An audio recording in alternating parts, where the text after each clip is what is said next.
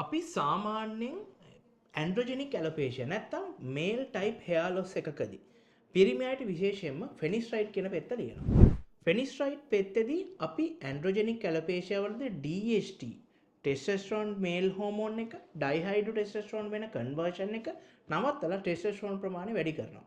හැබැයි DHT ප්‍රමාණය අඩු වීම තුළින් කොණ්ඩේ ග්‍රෝ වෙන එක ඉතා වැඩි. ඉතින් මේ දෙන ඩෝස් එක ඉතාම පොඩි ඩෝස් එකක් දෙන්නේ. සාමාන්‍යයෙන් ලොකු කෙනෙක්ට මිලිග්‍රෑම් 5ක් දෙන අවස්ථා තියෙනවා සමහර වෙලාවදී. හැබැයි අපි ඇන්ඩ්‍රොජෙනික් ඇලොපේෂියා වලදී දෙන්නේ මිලිග්‍රෑම් 1ක් වගේ. ඉතින් ලෝකේ ගොඩක් අයට තියෙන ප්‍රශ්නයක් මේකෙන් එන සයිඩ් ඉෆෙක්ට් ප්‍රොෆයිල් එක මොකක්ද කියලා. සයිඩ් ඉෆෙක්ට් ප්‍රොෆයිල් එක ලංකාව වගේ රටකට සහ මම ලියපු අයගෙන් බැලුවාම අපිට ගොඩාක් එන්නේ නැති තරම්. හැබැයි මේකෙදි සයිඩ් ඉෆෙක්ට් ප්‍රොෆයිල් එකක් ආවත් ගොඩක් අය මේකට බය වෙනවා. සයිඩ් ඉෆෙක්ට් ප්‍රොෆයිල් එක අපිට සයිඩ් ඉෆෙක්ට් එකෙන් පස්සේ බෙහෙත නැවැත්තුවත් ආපහු අපි මුල් අවස්ථාවටමපත් වෙනවා.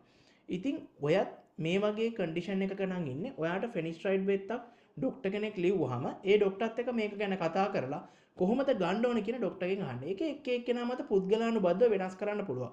ජිම් යන කෙනෙක් නම් දෙන්න ඕන විදිය වෙනස්. ඔයා ගෙදර නිකන් ඉන්න කෙනෙක් නම් මහත කෙනෙක් නම් දෙන්න ඕන ඩෝස් එක වෙනස්.